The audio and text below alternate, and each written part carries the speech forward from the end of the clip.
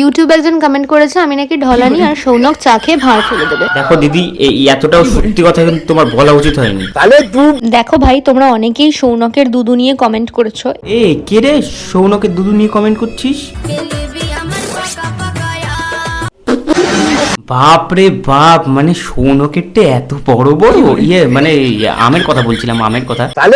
এবার দেখো সৌনকের দুধুটা কিরকম থাকবে বা না থাকবে, তাহলে হ্যাঁ দিদি, তুমি একদম ঠিক কথা বলেছো। মানে সৌনকের দুধুটা কেমন থাকবে না থাকবে সেটা সৌনকের পার্সোনাল ব্যাপার। যাই হোক, কি মা আমার বডি শেমিং করছে, আমার শরীর নিয়ে বলছে। তাহলে ছেলেদের বডিটা কি বডি নয়? ছেলেদের কি মানে ছেলেদের এটা কি কি ভাষা এটা? মেশিন ছোট,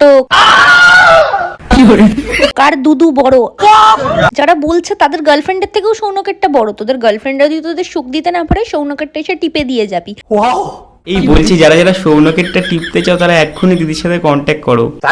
তোদের গার্লফ্রেন্ডরা যদি তোদের সুখ দিতে না পারে, সৌনকেরটা এসে টিপে দিয়ে যাবি। আর বলছি দিদি, যাদের গার্লফ্রেন্ড নেই তারা তো সৌনকের থেকে অন্য কিছু ডিমান্ড করতে পারে। সৌনক কি দিতে পারবে সেগুলো?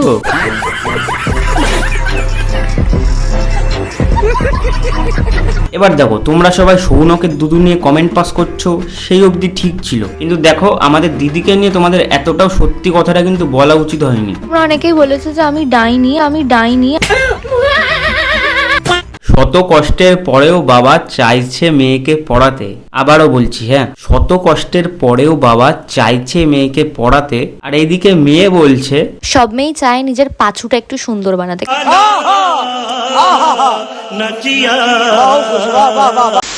সো হে গাইস, আমি Soumya, welcome back to my channel Bengali Rao sub.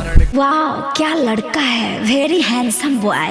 So guys, আজকে আমরা এমন একটা দিদিকে নিয়ে কথা বলবো, সে কিন্তু খুব ভালো মোটিভেশন দেয়। যে সমস্ত মানুষের দ্রুত বীর্যপাত হয়, যার মোটিভেশন তোমরা চোখ দিয়ে দেখবে নাকি কান দিয়ে শুনবে তোমরা নিজেরাই বুঝতে পারবে না।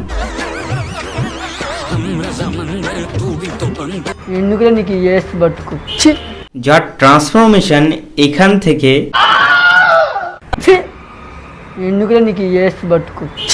এখানে চলে এসছে। সব মেয়েই চায় নিজের পাছুটা একটু সুন্দর বানাতে।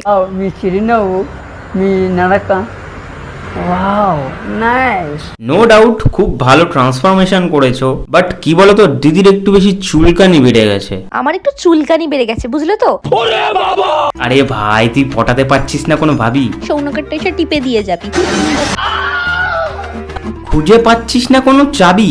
না, সৌনকেরটা এসে টিপে দিয়ে যাবি। তোমরা অনেকেই বলো আমি একদমই অভদ্র, উল্টোপাল্টা জামা পরিস।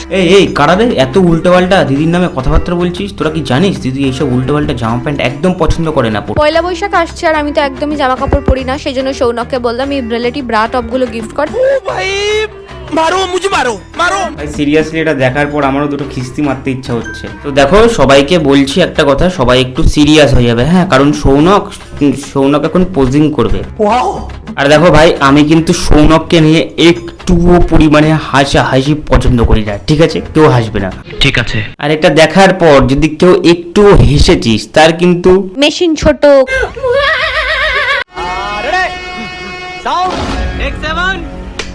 তো আজকে অনেকদিন পর মনে হলো যে একটুখানি বডি কন্ডিশনটা চেক করা যাক যে কি অবস্থায় বা কি পজিশনে রয়েছে। তো দেখো, আমি সবার উদ্দেশ্যে একটা কথা,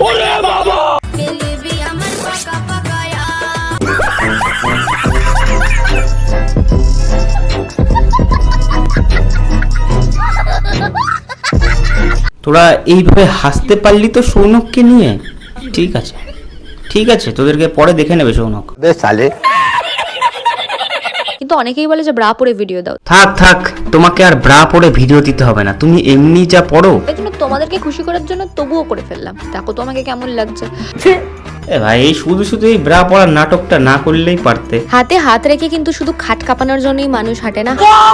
দেখো মানুষ হচ্ছে এমন একটা জাত যেখানেই দেখবে কচি জিনিস দেখতে পারবে বা তাজা জিনিস দেখতে পাবে, তার উপর মানুষ ঝাঁপিয়ে পড়বে। তাহলে সৌনক, তুই এত বড় ভুল কি করে করলি মনা?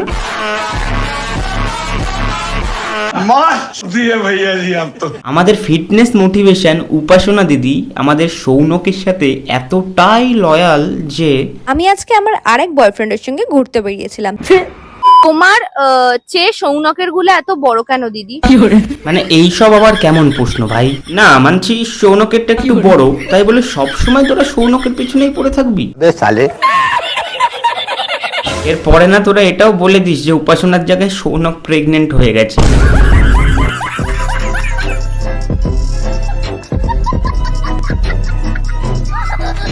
সৌনক আমার সাইজ XS মানে এক্সট্রা স্মল থেকে মিডিয়াম করে দিল। এই সৌনক তোমারটা স্মল থেকে মিডিয়াম করেছে না লার্জ করেছে সেটা আমরা জানতে চেয়েছি। দেখো আমাদের শুধু একটা মাত্রই জানার ইচ্ছা যে এই সৌনকের সাইজটা স্মল থেকে কে XXL করে দিয়েছে।